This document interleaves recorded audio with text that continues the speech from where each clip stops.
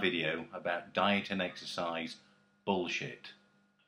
Let me start by saying this video no doubt is going to upset a few of you, but then again the truth always does.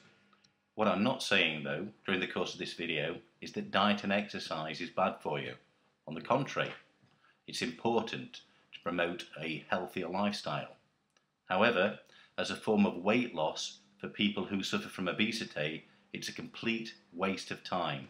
And anybody, and I mean anybody, who tells you differently, whether it's your GP, whether it's the media, whether it's a fitness instructor, who tells you that you can cure your obesity from diet and exercise, is full of bullshit. How do I know this?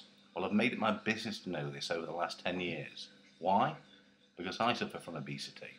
Here, take a look at this. This is me at 24 years old. Take a look at this. This is me on my 30th birthday. Take a look at this now. This is me at 35. Have a look at this graph. That shows you my weight gain over those years.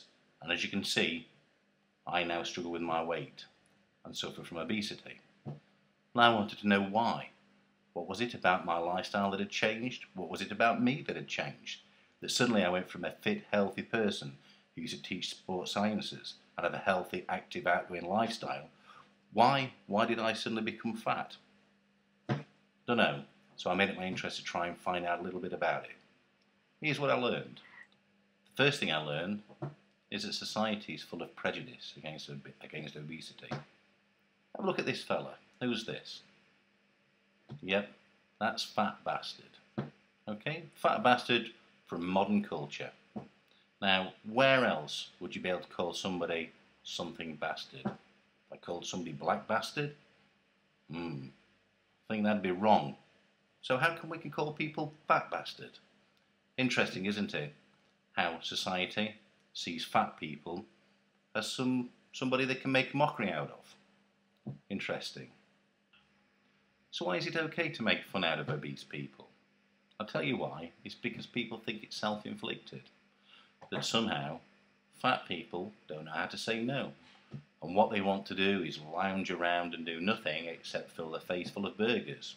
And fill their face full of more burgers. Well, to be honest with you, there are a few people who are like that. But for many of us, it's not like that at all. Take a look at these two people. What do you think to those? I can hear what you're thinking already. But these are two obese people. These are actually two obese, unhealthy people. And to be honest with you, they're probably quite sick through their illness. Okay, so I've introduced a new concept here, illness. What am I saying? Obese people are more susceptible to illness? They are. That obesity is an illness? Well, I might try and convince you of that a little bit later on during this video. But for now, let's just talk a little bit about obesity and how much of it there is in the world. I've got some figures for you. Some of these are from the UK, which is where I'm broadcasting this from. But in 1993, 15% of the adult population in the UK were obese. It's now 2011, and that figure has nearly doubled. In fact, NICE, who is the National Institute of Clinical Excellence, have estimated that there are more than 1.2 million morbidly obese people worldwide, and that figure is rising by 5% per year. So, obesity is rising by 5% a year, despite the fact that we've been undergoing diet and exercise as a cure for obesity for over 50 years, when low-fat diets and exercising and running and cycling first became vogue. And what does obesity mean for people? Well, if you're morbidly obese, that is, you have a body mass index of over 40, you are susceptible for all sorts of illnesses, including heart disease, diabetes, depression, and this is one that often gets forgotten. A lot of obese people are depressed. And more importantly, look at this evidence. This is real research that suggests that a 25-year-old man who is morbidly obese will lose 12 years of his life. That's 12 years loss of life through being morbidly obese. Obesity is a problem, and it's a medical problem. In 2006, NICE also estimated that the cost of obesity to the UK alone was over £6.6 billion. That's a cost to the taxpayer of £6.6 billion because of obesity. Now, where does that cost come from? Well, some of it's cost of care of obese people and their obese-related comorbidities. A lot of it is extra prescriptions that have to be written for risk control and risk prevention. But a sizable amount of that is also due to loss of working hours, due to obese people becoming ill.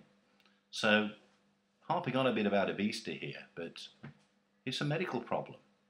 People become ill from it. So why is that bullshit out there? Well, there's lots of reasons. The first reason is man's ignorance. Man never likes to change his mind about anything. Everybody likes to think they know best and don't like to be told things are different. But another reason is that in the US alone, diet is a £100 billion industry. 100 billion. A lot of people are making a lot of money out of fat people. I'll tell you something else I find interesting. You know, this concept that fat people just stuff themselves with burgers and don't do any exercise. The next time you're in your work's canteen, have a look around. You have a look at the slim people who are sat there eating their lunch. And a fair percentage of them are stuffing themselves with their chips and lasagna, followed by some apple crumble and custard. But have a look at your overweight colleagues. Many of those are enjoying a salad with a glass of Diet Cola to follow. And what about exercise? Fat people don't exercise, that's what people think. Well, I do. Always have done. Here, let me show you some pictures. These are pictures of me. This is me running a 10-kilometre race. If you'll notice, right behind me, you can't see anybody. And that's for one of two reasons. Either one, I'm ahead of the field, or two, I'm at the back. Well, turns out there was a last in that race. But hey, it doesn't matter. I'm a fat person and I was exercising. Here's some pictures of me mountain climbing. Here's me up a 4,000 foot Scottish Munro. And here's another picture of me rock climbing. So, not all fat people sit at home and do nothing except eat burgers. But still they stay fat.